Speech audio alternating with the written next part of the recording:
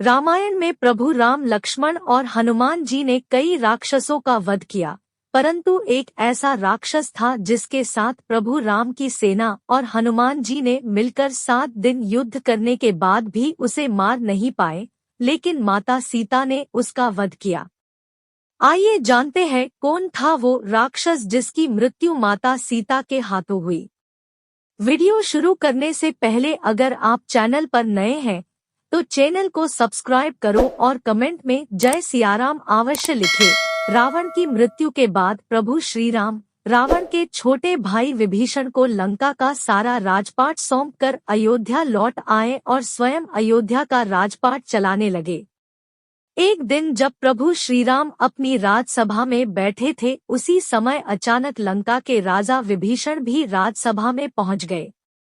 सभा में पहुंचते ही विभीषण प्रभु श्रीराम से गुहार लगाकर कहने लगे कि हे प्रभु, मेरी रक्षा कीजिए। लंका में कुंभकर्ण का पुत्र मूलकासुर आफत मचा रखा है। विभीषण ने प्रभु श्रीराम को बताया कि कुंभकर्ण का यह मूलकासुर नामक पुत्र असल में मूल नक्षत्र में पैदा हुआ था, जिसकी वजह से कुंभकर्ण ने इसे जंगल में फेंकवा दिया था। जंगल में फेंके जाने पर इसका पालन पोषण मधुमक्खियों ने किया था। मूलकासुर बड़ा होकर ब्रह्मा जी की घोर तपस्या किया। उसकी तपस्या से खुश होकर ब्रह्मा जी ने उसे वरदान दिया था। उसी वरदान की वजह से वह बहुत शक्तिशाली हो गया है और लंका में उत्पात मचा रखा है। हे प्रभु, जब उसे अपने पिता के वध के बारे में पता चला तो उसने यह प्रण ले लिया कि मैं पहले धोखेबाज विभीषण को मारूंगा, इसके बाद राम को। विभीषण की बात सुनकर प्रभु श्रीराम ने हनुमान और लक्ष्मण को सेना लेकर लंका भेज दिया। इधर जैसे ही मूलकासुर को राम की सेना के आने की बात पता चली तो वह भी अपनी सेना के साथ लंका के बाहर आ गया। दोनों सेनाओं के बीच करीब 7 दिनों तक घोर युद्ध चलता रहा, लेकिन मूलकासुर अकेले ही श्रीराम की सेना पर भारी पड़ रहा था। उधर प्रभु श्रीराम जब अपने मंत्री सहित लंका पहुंचे तो उन्हें भी युद्ध के बारे में पता चला, जिससे वे चिंतित हो गए। उसी समय ब्रह्मा जी भी वहां पर आ गए और प्रभु श्रीराम से कहने लगे कि हे भगवान, इसे मैंने स्त्री के हाथों से मरने का वरदान दिया है, इसलिए आप सीता को यहाँ बुलाकर उनसे ही इसका वध करवाइए। ब्रह्मा जी की बात सुनकर प्रभु श्रीराम ने हनुमान को अयोध्या भेजकर माता सीता को लंका बुलाया।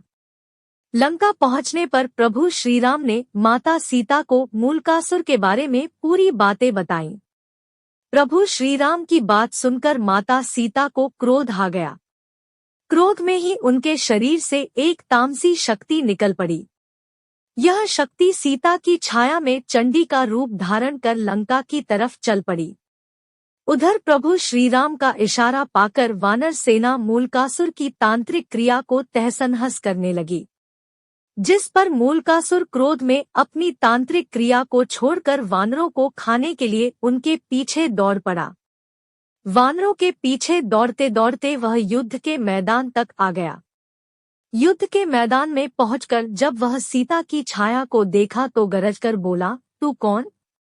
इस पर सीता की छाया ने गर्जना करते हुए कहा कि मैं तुम्हारी मौत चंडी हूँ। तूने मेरा नाम लेने वाले ऋषिमुनियों को खा डाला था, इसलिए अब मैं तुम्हें मारकर उसका बदला लूंगी। इतना कहकर छाया सीता ने मूलकासुर पर 5 बाण चलाए। दोनों में घोर युद्ध हुआ। अंत में छाया सीता ने चंडिकास्त्र का प्रयोग करते हुए मूलकासुर का वध कर दिया।